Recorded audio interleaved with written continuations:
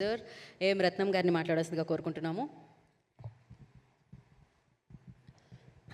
ముందుగా మీడియా మిత్రులందరికీ నమస్కారం.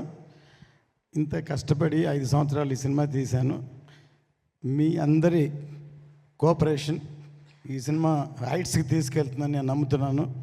ఎందుకంటే ఇది ఫస్ట్ ప్రెస్ మీట్. దీని తర్వాత ఇంకా 2 పెద్ద ఈవెంట్స్ కూడా చేస్తాం ఈ సినిమాకి. ఇంత పెద్ద సినిమాకి ప్రమోషన్కి ఈ టైం చాలదు. యాక్చువల్గా మేము ఇప్పుడే అనౌన్స్ చేసాం, కానీ చాలా కాలాతీతంగా ఈ సినిమా తయారైంది కాబట్టి ఇంత తక్కువ టైంలో, ఇంత రిలీజ్ టైంలో ఇంత ప్రమోషన్ చేయాలి. తప్పకుండా మీ అందరి సహకారం కావాలి. ఎందుకంటే ఈ సినిమా ఫీల్డ్లో నా జర్నీ 54 ఇయర్స్. 54 ఇయర్స్లో తెలుగు, తమిళ్, హిందీ అన్ని భాషల్లో నేను సినిమాలు తీశాను. ఆల్మోస్ట్ 90% నా సినిమాలన్నీ చాలా 100% సక్సెస్ అయినాయి.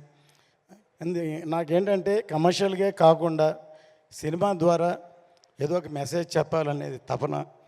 వాటిల్లో వచ్చిందే భారతీయుడు, ఒకే ఒకడు, ఇందులో నాయక్, ఇప్పుడు ఈ హరిహర వీరమల్లు. ఎంటర్టైన్మెంట్తో పాటు ఖుషి లాంటి సినిమాలు, బృందావన్ కాలం లాంటి సినిమాలు, అలాంటి సినిమాలు తీశాను. కానీ మాకు మీడియా చాలా పవర్ఫుల్, మీకు తెలుసు. దానివల్ల మనంతు ఎంతో కొంత మెసేజ్ చెప్పాలనేదే నా ఉద్దేశం. అందుకనే అందులోంచే భారతీయుడు పుట్టింది, ఇవాళ హరిహర వీరమల్లు పుట్టింది. ముందుగా ఈ సినిమా తయారవడానికి ముఖ్య కారణం పవర్ స్టార్ పవన్ కళ్యాణ్ గారు. ఆయన ఈ సినిమా మొదలవడానికి ముఖ్య కారణం సత్యాగ్రహి. నేను ఆయనతో ఇదో 3వ సినిమా చేస్తున్నాను.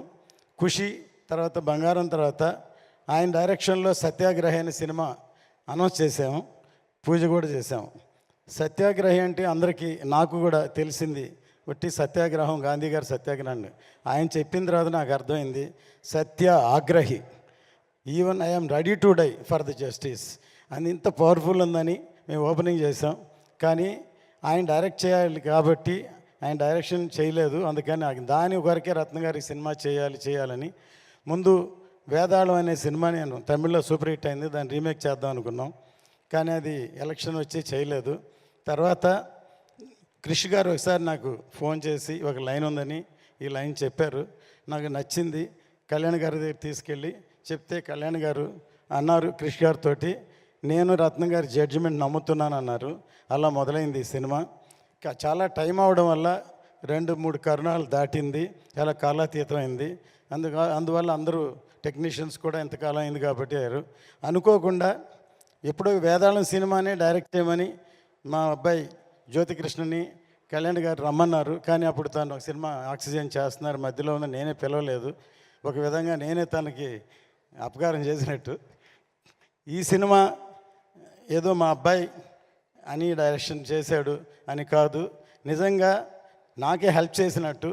ఎన్నో రాత్రులు నిద్రపోకుండా ఈ ఒక హిస్టారికల్ ఫిల్మ్ని తను హ్యాండిల్ చేయడం విధానం అసలు కళ్యాణ్ గారు ఆశ్చర్యపోయారు. ఎందుకంటే తను +2 చదువుతున్నప్పుడే మన స్నేహం కోసం సబ్జెక్ట్ చెప్పి తమిళ్లో శరత్ కుమార్తో తీసాం. తను లండన్లో వేల్స్ యూనివర్సిటీలో చదువుకున్నాడు. ఇప్పటివరకు అవకాశం దొరకలేదు. అంటే నేను ప్రొడ్యూసర్గా ఉన్నా, నా పనిలో నేనున్నాను. కానీ ఈ సినిమాతో తనేంటో నిరూపించాడు.